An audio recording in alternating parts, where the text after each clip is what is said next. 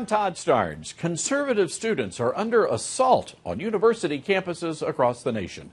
Jacob Ellerhorn, a student senator at the University of Southern California, is facing impeachment simply for being a conservative. Mr. Ellerhorn is also president of USC's College Republicans, under investigation for expressing conservative viewpoints and inviting conservative speakers to campus. 10 senators at Colorado State University are facing potential impeachment after they voted against a diversity bill. Now, the bill would have allotted free spots in the Senate for historically underrepresented groups.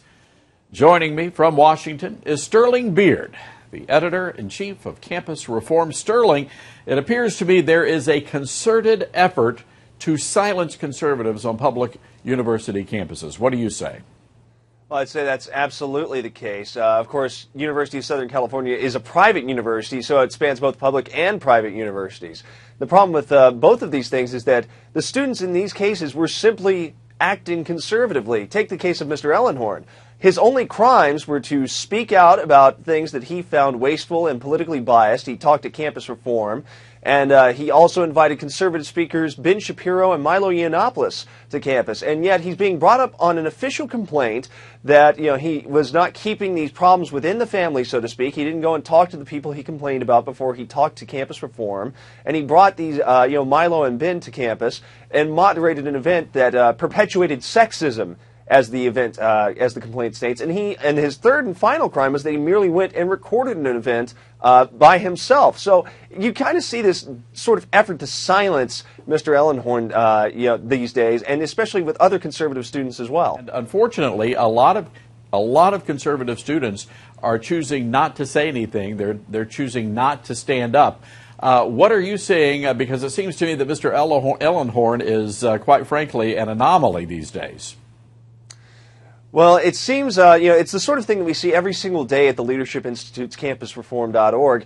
Ellerhorn is a bit unusual because he is such a fighter. He's come out, he received the complaint Monday afternoon. He immediately sent out a statement about it. He called us up, let us know what was going on. We were able to post a story about it. But you see so many conservative students who, when the pressure gets too great, they fold, and understandably so, because the danger of coming out as a conservative on college campuses these days is, as you said, being labeled a bigot, being labeled hateful. And who wants to be called those things, let alone be associated with anyone who's called those things? There's a tremendous amount of peer pressure on college campuses to be liberal or progressive. I know that we've seen these attacks, and we've reported on many of them here on this show, happening in the classroom. But now, at least over the past year or so, it seems as though we've seen an uptick in these attacks outside of the classroom involving their peers. Are you guys seeing this at Campus Reform? Well, absolutely. Take the case of Ayesh Pereira just last fall at the University of Miami, who was writing conservative columns for the student newspaper there, the Miami Student. When he had his first column very heavily edited and his subsequent columns rejected, the editor that he'd been working with told him that it was because he had problems with factuality, even though the sources he was originally citing were National Review or even Fox News. Now, can you believe that the Miami Student was saying that, or this editor was saying that Fox News was not a reliable resource, was not a factual resource? That's the sort of attitude that so much of this has.